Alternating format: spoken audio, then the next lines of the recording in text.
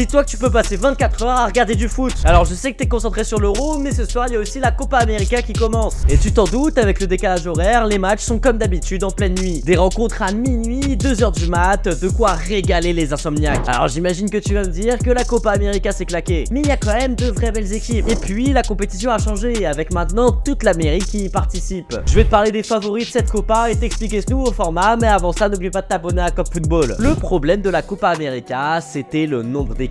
Et ouais, l'Amérique du Sud, c'est pas l'Europe, ni l'Afrique, donc les affiches ont vite été répétitives. Argentine-Chili, Argentine-Brésil, Brésil-Colombie, j'ai l'impression qu'on l'a vu 10 000 fois. La solution, c'était d'ouvrir la compétition à toute l'Amérique. L'édition 2024, organisée aux États-Unis, voit l'arrivée de nouvelles équipes. Le Canada, le Mexique et évidemment le pays de l'oncle Sam entre autres. Ainsi, on passe de 2 poules de 5 avec 4 qualifiés à 4 poules de 4 avec 2 qualifiés. Ouais, ça rajoute déjà beaucoup plus d'enjeux à la phase de poule. Et ça permet aussi de varier les rencontres et d'ajouter au tournoi un peu plus de compétitivité. En match d'ouverture, on retrouve par exemple les champions en titre face au Canada. L'Argentine de Lionel Messi, prêt à livrer une dernière danse avec son pays dans la compétition. Organisée aux États-Unis, la star de la MLS sera naturellement la tête d'affiche du tournoi. Et depuis sa Coupe du Monde remportée, l'Albiceleste n'a pas beaucoup changé. Les hommes de Scaloni comptent sur leur expérience avec un groupe composé de 22 champions du monde. Et on retrouve cette même équipe prête à tout pour offrir un nouveau trophée à son capitaine. Malgré son exil américain, la Pulga performe toujours avec 12 buts et 9 passes décisives en 12 matchs avec l'Inter Miami cette année. Et il faudra évidemment compter sur lui et son équipe pour cette Copa. De son côté, le Brésil compte bien sur la compétition pour faire taire Ronaldinho. Critiquée par leur légende, la Seleção veut montrer qu'elle est capable de faire vibrer ses supporters, avec en tête d'affiche Vinicius Junior. Malgré sa montée en puissance au Real, le numéro 7 peine à réitérer ses performances en sélection. Arrivé en 2019, l'ailier ne compte que 3 petits buts en équipe nationale. Un bilan bien trop maigre, surtout pour celui censé être la tête d'affiche du football brésilien. Et avec la non-sélection de Neymar, tous les regards seront désormais portés sur lui. Dans la course au Ballon d'Or, Vinicius pourrait bien profiter de cette Copa pour se réconcilier avec son pays et aller chercher le Graal. Mais un autre phénomène pourrait bien lui voler la vedette, Endrick. Le gamin de 17 ans est déjà une idole au pays du football et cette Copa pourrait permettre de lancer sa jeune carrière avant son arrivée au Real Madrid. Mais derrière les deux mastodontes argentins et brésiliens, l'Uruguay pourrait bien venir créer la surprise. Dirigé par Marcelo Bielsa depuis mai 2023, la Céleste est dans une forme étincelante. Depuis l'arrivée d'El Loco, les Bleus-Ciels n'ont perdu qu'à 2 reprises. Et surtout, Bielsa a déjà écrit l'histoire du pays avec 2 victoires historiques. La première face au Brésil, que l'Uruguay n'avait pas vaincu depuis 22 ans. Et la deuxième face au champion du monde argentin à la Bombonera de Buenos Aires. En plus d'être la première victoire uruguayenne dans ce stade depuis 1987, les hommes de Bielsa ont aussi infligé la première défaite à l'Argentine depuis le match d'ouverture de la Coupe du Monde face à l'Arabie Saoudite. Et tout ça avec un jeu révolutionnaire pour l'Uruguay. Coutumé d'un football rugueux et défensif, les idées d'El Loco sont une vraie claque pour le pays. Dans un 4-3-3 modulable et ambitieux, Bielsa s'appuie sur une nouvelle génération talentueuse pour appliquer ses idées de jeu. Et puis, il faudra bien sûr, comme d'habitude, compter sur le Chili, la Colombie de Rames ou encore l'Équateur pour jouer les troubles fêtes. Et il y a aussi le pays organisateur, les États-Unis, qui voit cette Copa comme une opportunité de jauger son niveau et de se montrer au reste du monde